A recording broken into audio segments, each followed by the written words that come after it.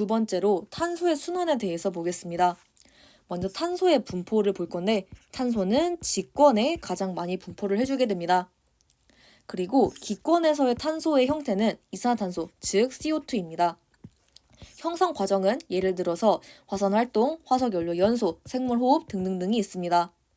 그리고 수권에서의 형태는 탄산이온인데 탄산이온은 CO3-2-로 화학식을 쓰게 되고 형성 과정은 예를 들어서 이산화탄소, 즉 CO2가 바다에 용해가 되면서 생성이 됩니다. 그래서 이거 화학식으로 써보게 되면 물에 CO2가 녹으면 가역 반응, 즉 왔다 갔다 할 수 있는 반응에 의해서 H2CO3가 형성이 되고 다시 가역, 즉 왔다 갔다 할 수 있는 반응에 의해서 두 개의 H 플러스 하나의 CO3-2-가 탄생합니다. 그래서 얘구나 라고 봐주시면 됩니다. 그리고 직권에서 형태를 볼 건데 탄산칼슘이 대표적인 예시입니다. 화석연료도 있습니다.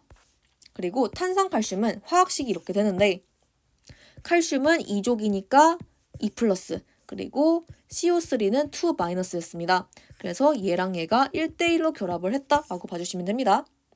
그리고 탄산칼슘은 계란 껍데기, 조개 껍데기 등등등의 이제 성분이고 석회암의 성분이기도 하고 분필의 성분이기도 합니다. 그래서 석회암의 성분이다라고 기억을 해주시면 됩니다. 그리고 형성 과정은 예를 들어서 바다에 녹아있던 이온의 침전, 사체의 퇴적 등등등이 있습니다.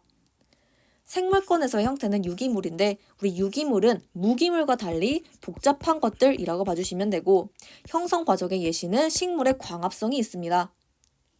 이 탄소 순환의 특징은 탄소는 다양한 형태로 직권, 수권, 기권, 생물권을 순환을 하면서 지구 시스템에 영향을 줍니다.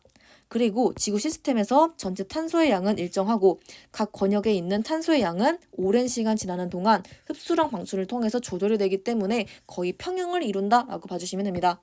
그래서 뭔가 일정하고 평형을 이룬다라고 기억하시면 되고 여기서 나온 예시들은 암기하는 게 아니라 문장을 보고 판단해 주시면 됩니다. 왜냐하면 그 예시가 무궁무진하기 때문입니다. 그래서 예시를 보고 어떤 권역끼리 상호작용을 했는지 내가 판단을 하시면 됩니다. 근데 여기서 밑줄 친 부분들 조금 더 자세하게 보도록 하겠습니다. 먼저 이 핑크색 부분입니다. 수온 상승하면 해수 중에 있는 탄산이온은 이산화탄소 형태로 대기로 방출이 된다고 했는데 이거는 기체 용해도와 관련이 있습니다. 기체 용해도에서 얘는 압력에 비례를 하게 되는데 온도에 반비례를 하게 됩니다.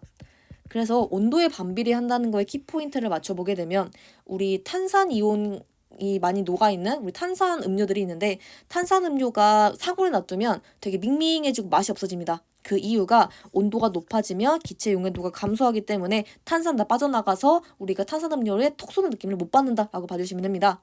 그래서 기체 용해도가 이제 온도에 반비례하기 때문에 지구 온도 높아지면 해수에서 대기로 방출되는 이산탄소의 양이 용해도가 감소하기 때문에 증가한다라고 봐주시면 됩니다. 그러면 이 주황색으로 표시한 부분 보도록 하겠습니다. 우리 석회암이라고 하는 친구들은 대부분 해양에서 침전이 되는데 이때는 수권에서 직권으로 이동을 합니다. 그리고 사체가 퇴적되면 즉 생물권에서 직권으로 이동을 하면 당연히 석회암에서 이제 생성이 되기 때문에 탄소가 직권에 축적이 된다라고 봐주시면 됩니다.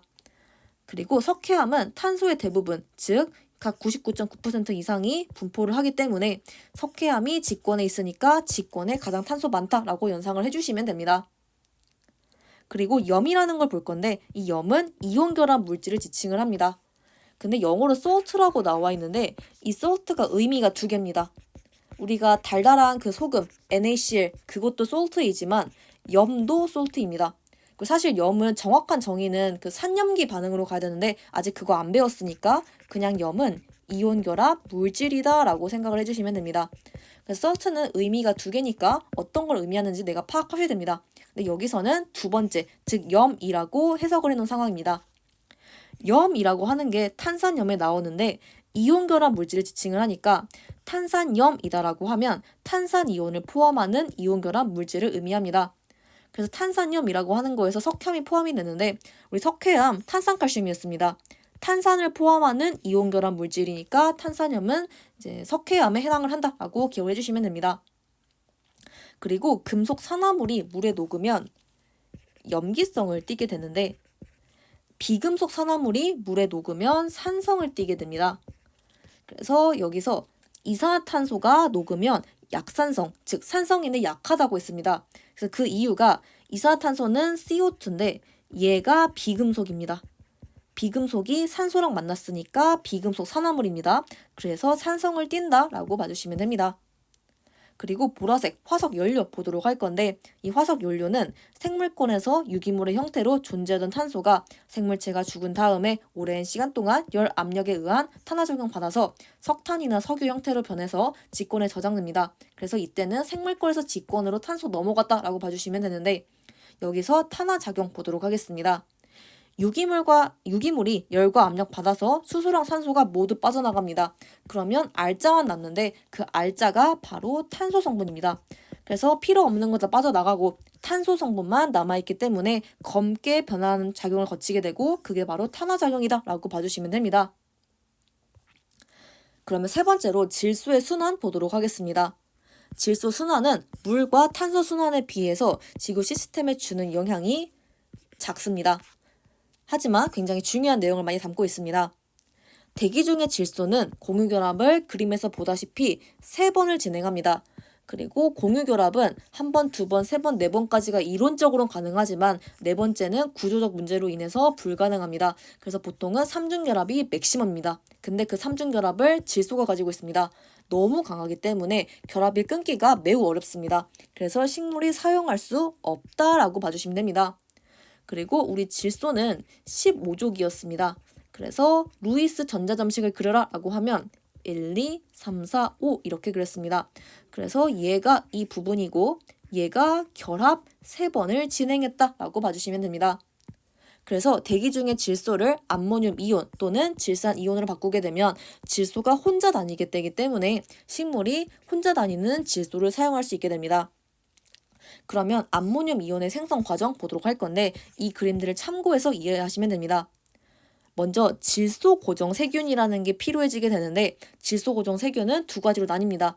먼저 다른 애들하고 같이 살아야 되는 공생, 나 혼자 잘 살 수 있는 단생입니다. 공생의 대표적인 예시로는 콩과 식물에 공생하는 뿌리혹 박테리아입니다. 말 그대로 뿌리에서 혹처럼 자랍니다. 그래서 얘가 질소 고정을 할 수도 있고 아니면 혼자 잘 사는 아조토박터라는 친구가 질소 고정을 할 수 있습니다. 이때는 대기 중에 있는 질소를 바로 암모늄 이온으로 바꾸게 됩니다.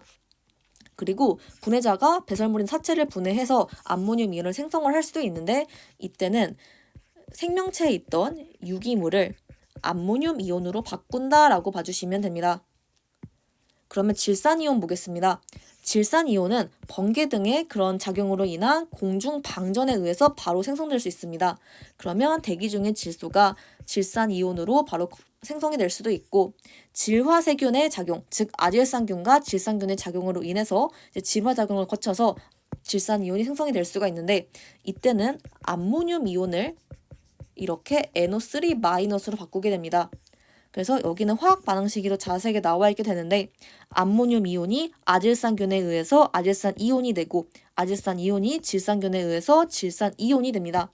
그래서 여기서 아라는 말이 붙었는데 아는 이렇게 산소가 부족하다라고 생각하시면 됩니다. 그래서 질산 이온은 산소 3개인데 아질산 이온은 산소 2개입니다. 그래서 산소 개수가 부족하니까 아라는 말이 붙었구나 라고 연상을 해주시면 됩니다. 근데 이렇게 생성된 그 낱개의 질소가 다시 대기로 컴백해야 되는 경우가 있습니다. 그거는 바로 탈질소 세균의 탈질소 작용에 의해서 탄생을 하게 됩니다. 얘는 화학식이 NO3-, 즉 질산이온이 다시 대기 중 N2로 컴백을 한다라고 봐주시면 됩니다. 네, 그래서 이 그림을 참고해서 이 내용들 이해를 해주시면 되고 그 다음에 4번째로 그 외의 물질의 순환 보도록 하겠습니다. 직권에서는 지구 내부 에너지에 의해 멘틀 대류가 일어나면서 지각의 생성 및 소멸 그리고 암석의 순환 등과 같은 물질 순환이 발생을 해주게 됩니다. 그래서 이 4번째 것까지는 참고사항으로 기억을 해주시면 됩니다.